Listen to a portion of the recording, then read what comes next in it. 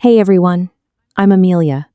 Tonight, we're talking about a brand that almost everyone in America recognizes instantly. KFC was once one of the most powerful fast food chains in the world, a simple fried chicken recipe turned into a global empire. But today, the story feels very different. New competitors are taking over, consumer habits are changing, and the company that once dominated fried chicken is now fighting to stay relevant.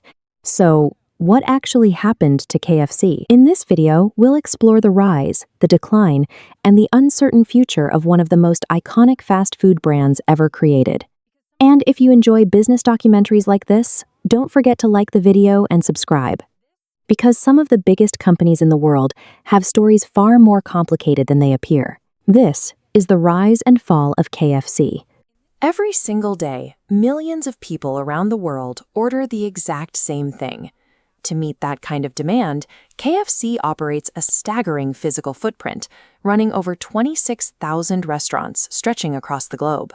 But this massive operation actually started with a single roadside kitchen back in 1930, run by a man named Harlan Sanders. He perfected a method of pressure frying chicken and seasoned it with a very specific, carefully guarded blend of 11 herbs and spices. Yet, if you look at the company today, you'll find a bizarre paradox. KFC is completely dominating international markets, but it is slowly losing its grip on the very country where it was born. There was a time when KFC had an absolute stranglehold on the American market. Between 1970 and 1990, it was the undisputed king of fried chicken in the United States. They built that lead through a rapidly expanding franchise system, dropping distinct red and white bucket signs into nearly every town across the country. This rapid growth attracted major corporate interest. The company was passed from investors in 1964 to Hubeline, to PepsiCo, and finally landed under the Yum Brands umbrella in 1997.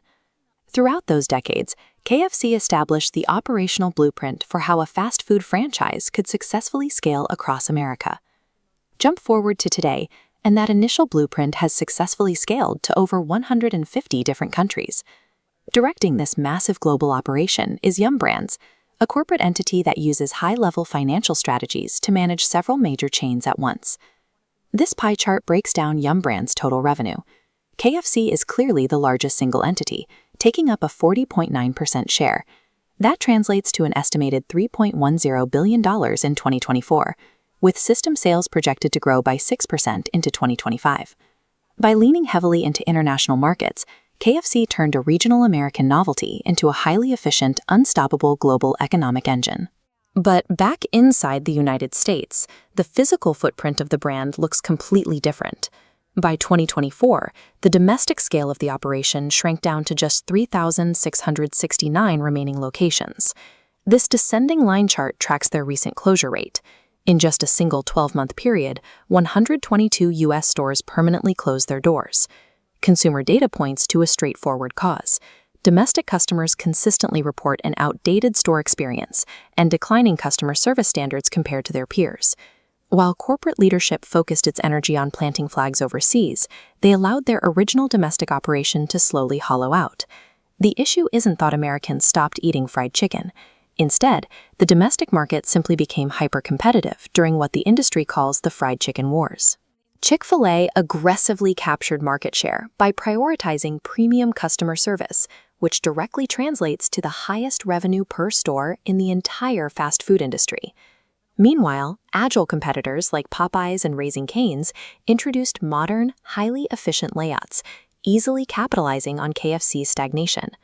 This comparative bar chart shows exactly how those shifting preferences impact the bottom line. You can see the exact moment Raising Cane's, a much younger chain, officially surpassed KFC in total domestic revenue. These newer brands completely redefined what American consumers expect from a chicken restaurant, leaving the older giant struggling to catch up. So today, KFC exists in a fractured reality. It is a highly profitable, untouchable giant abroad and a struggling relic at home. It raises an interesting question about whether a brand can maintain its core cultural identity if it continues to lose ground in the exact market that invented it. Because while a massive global footprint provides excellent financial security, it clearly cannot buy local relevance. The sharp decline in the United States started with the food itself.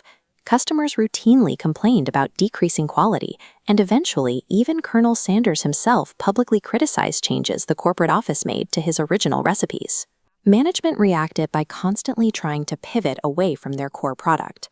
They attempted to push health menus, grilled foods, and heavily promoted chicken sandwiches and burgers. Many of these products completely failed to catch on. By 1991, shifting dietary trends meant the word fried was viewed as an active liability. To distance themselves from the negative health associations, the company officially dropped Kentucky Fried Chicken and rebranded simply to KFC. The branding confusion bled into their marketing. They ran a highly criticized United Nations Grilled Nation campaign and later launched an Oprah Winfrey coupon promotion that so heavily overwhelmed stores it caused widespread operational breakdowns. Around the same time, persistent urban legends claimed the company changed its name because they were using genetically modified mutant chickens.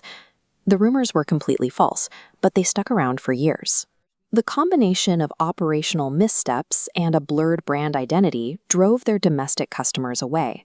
But looking at the brand in Asia or the Middle East tells a different story.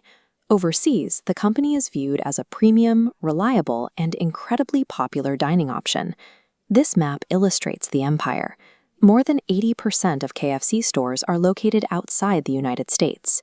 Zooming in on Southeast Asia shows rapid expansion. Vietnam alone is projected to have 172 stores by 2025, commanding 13% market share. The cash generated by this massive international footprint acts as a financial shield. It allows Yum brands to absorb heavy losses and market share drops occurring back in America. KFC has transitioned into a global entity that leverages its international success to fund its survival in the United States. That survival plan is officially called the Kentucky Fried Comeback. The strategy focuses on 3 targets: regaining their market position, repairing the brand's image, and aggressively attracting younger demographics. Operationally, this means stripping away the clutter. They are launching a new low-cost menu while simultaneously bringing back the classic legacy dishes that originally built their reputation. Behind the counter, Yum Brands is spending heavily on digital transformation. They are integrating AI-driven ordering systems and expanding their online capacity through self-service kiosks and delivery.